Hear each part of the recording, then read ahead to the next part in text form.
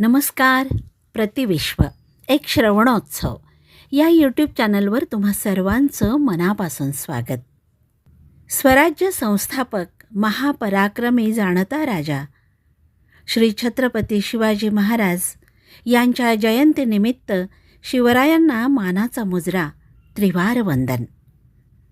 मित्रमैत्रिणींनो, शिवजयंती साजरी करताना विशेष आनंद होतोय की युनेस्कोनं 12 किल्ल्यांना वारसास्थळं म्हणून फक्त घोषितच केलं नाही, तर नुकतंच त्यावर शिक्कामोर्तबही झालं आहे. तसं प्रमाणपत्र प्रदान करण्यात आलं आहे.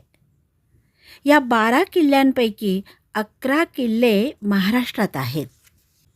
त्या किल्ल्यांची नावं सांगते हां.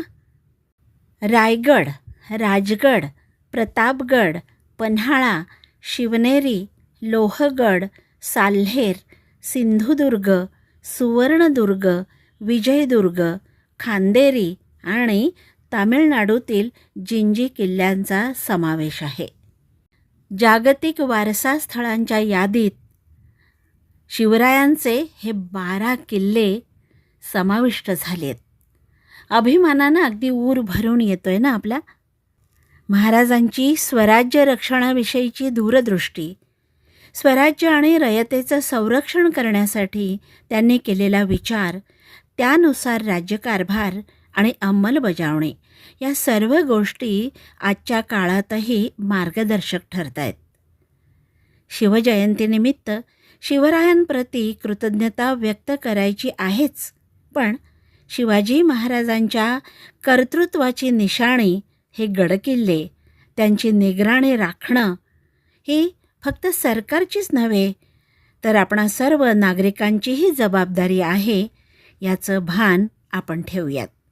आणि पुन्हा एकदा छत्रपती शिवरायांना विनम्र अभिवादन करताना सुसंस्काराचा वसा घेऊयात. सुसंस्कार करणारे आपले आईवडील, गुरुजन, पुस्तकं, ग्रंथ, संत सज्जन, याबरोबरच सुसंगती फार महत्त्वाची, संगत फार महत्त्वाची.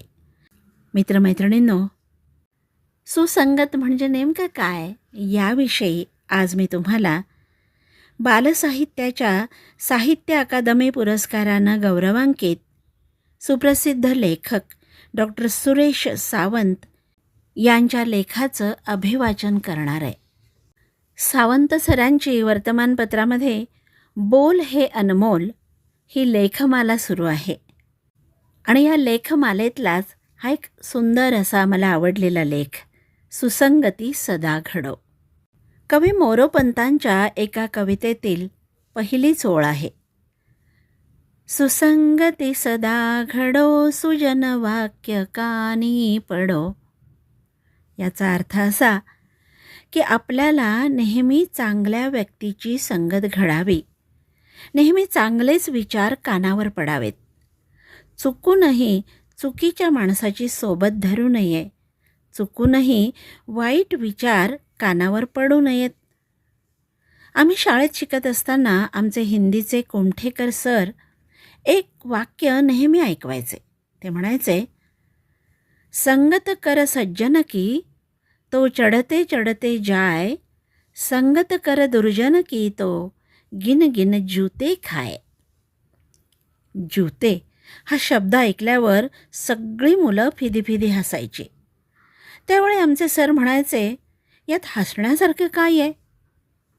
आपण चांगल्या मित्रांच्या सहवासात राहिलो तर प्रगतीची एक एक पायरी चढत जातो. याउलट आपण वाईट मित्रांच्या संगतीत राहिलो तर आपलं नुकसानच नुकसान होतं. पावलोपावली आपली फजिती होते. म्हणून जपून चांगलेच मित्र जोडायचे. सरांच्या या शिकवणीमुळं आमचे वेळीच डोळे उघडले. आम्ही चुकार मित्रांच्या संगतीपासून दूर राहिलो, चांगल्या मित्रांची संगत धरली. त्यामुळं आम्ही प्रगतीच्या मार्गावर चालत राहिलो. कोणताही माणूस त्याच्या मित्रमंडळींवरून ओळखला जातो.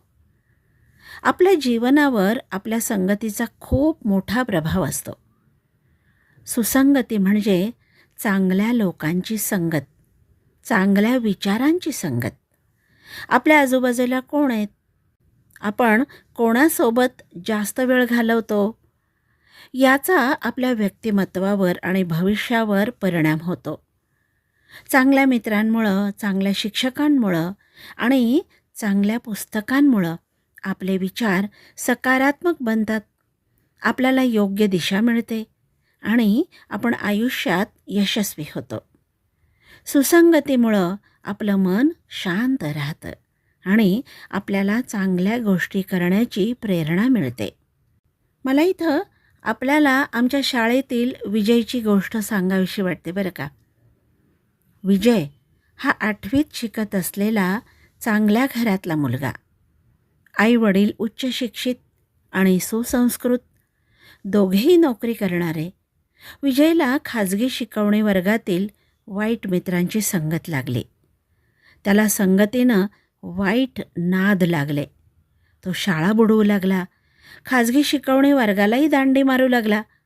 त्याचं अभ्यासात अजिबात लक्ष लागत नव्हतं, कारण त्याचे मित्र अभ्यासाऐवजी फक्त खेळण्यात वेळ घालवत होते.